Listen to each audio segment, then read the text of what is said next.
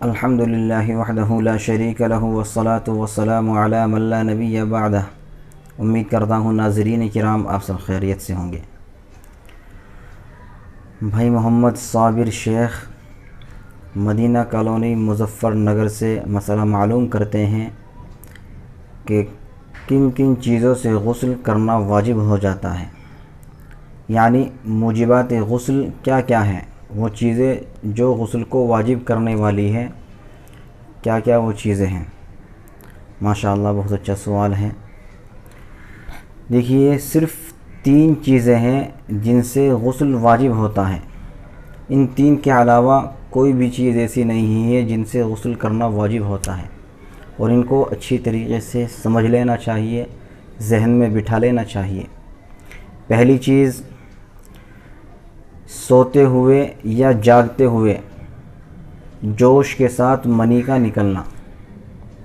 سوتے ہوئے یعنی خواب میں احتلام کا ہو جانا، یا جاگتے ہوئے جوش کے ساتھ منی کا نکلنا۔ منی جس کو ہندی میں ویریا کہتے ہیں، یہ جو قید لگائی ہے جوش کے ساتھ، اس کا مطلب یہ ہے کہ اگر کسی شخص کو بیماری کی وجہ سے یا کوئی بھاری چیز اٹھاتے وقت، محنت کا کام کرتے وقت، بوجھ اٹھاتے وقت بعض مرتبہ منی نکل جاتی ہے، وہ جوش کے ساتھ نہیں نکلتی، بوجھ اٹھانے کی وجہ سے، محنت کا کام کرنے کی وجہ سے مثانے پر زور پڑتا ہے، جس کی وجہ سے منی خارج ہو جاتی ہے، تو اس سے غسل واجب نہیں ہوتا۔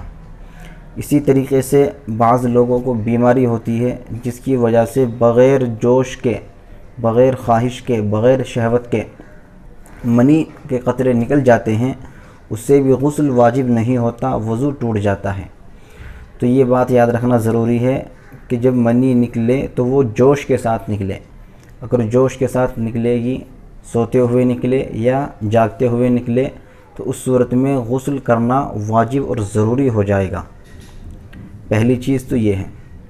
دوسری چیز ہے، مرد اور عورت کا ہم بستری کرتے وقت، جب مرد اور عورت ہم بستری کرے تو مرد کے اعلی تناسل، مرد کی جو شرم گاہ ہے، اس کا جو حشفہ، آگے کا جو حصہ ہوتا ہے، اگر وہ حصہ عورت کی شرم گاہ میں داخل ہو گیا، چاہے منی نکلے یا نہ نکلے، انزال ہو یا نہ ہو، اس صورت میں دونوں پر، مرد پر بھی اور عورت پر بھی غسل واجب ہو جائے گا۔ تو یہ بات بھی یاد رکھے۔ دوسری چیز ہے، ہم بستری کرتے وقت مرد کا حشفہ، جس کو سپاری بولتے ہیں، آگے کا حصہ، اگر وہ عورت کی شرم گاہ میں داخل ہو گیا، چلا گیا، اب انزال ہو یا نہ ہو، اس صورت میں بھی دونوں پر غسل واجب ہو جائے گا۔ تیسری چیز ہے، عورت کا حیض و نفاس کا خون ختم ہو جائے، ختم ہونے پر بھی عورت پر غسل واجب ہوتا ہے۔ مثلا ایک عورت کو حیض آیا، حیض آنے کے بعد جب حیض رک گیا، منقطع ہو گیا، اس کا خون آنا بند ہو گیا، تو اب عورت پر غسل واجب ہو جاتا ہے۔ اسی طریقے سے جب بچہ پیدا ہوتا ہے، بچہ پیدا ہونے کے بعد خون آتا ہے، اس کو نفاس کہتے ہیں، نفاس کا خون کہلاتا ہے۔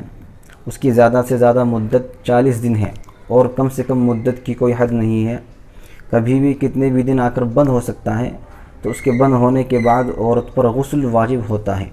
تو یہ 3 چیزیں ہیں، ان کے علاوہ کسی بھی صورت میں غسل واجب نہیں ہوتا، ضروری نہیں ہوتا۔ بعض لوگ یہ سمجھتے ہیں کہ نشہ پینے کی وجہ سے غسل واجب ہو جاتا ہے، ایسا نہیں ہے۔ اسی طریقے سے بعض لوگوں کا خیال یہ ہے کہ جب میت کو غسل دلواتے ہیں، غسل کراتے ہیں، ان کو بھی غسل کرنا ضروری ہے۔ نہیں، میت کو غسل دینے کے بعد غسل کرنا مستحب ہے، واجب اور ضروری نہیں ہے۔ اور عید کے دن، جمعے کے دن غسل کرنا مستحب ہے، یعنی اس کے علاوہ جتنی بھی صورتیں ہیں غسل کرنے کی، وہ مستحب تو ہو سکتی ہے لیکن ضروری نہیں ہو سکتی۔ صرف یہ 3 صورتیں ہیں کہ جاگتے ہوئے یا سوتے ہوئے جوش کے ساتھ منی نکل جائے، تو ان صورتوں میں جو میں نے ذکر کی ہے، اللہ تبارک و تعالی ہمیں دین کی صحیح سمجھ عطا فرمائے۔ وآخر دعوانا ان الحمد للہ رب العالمین۔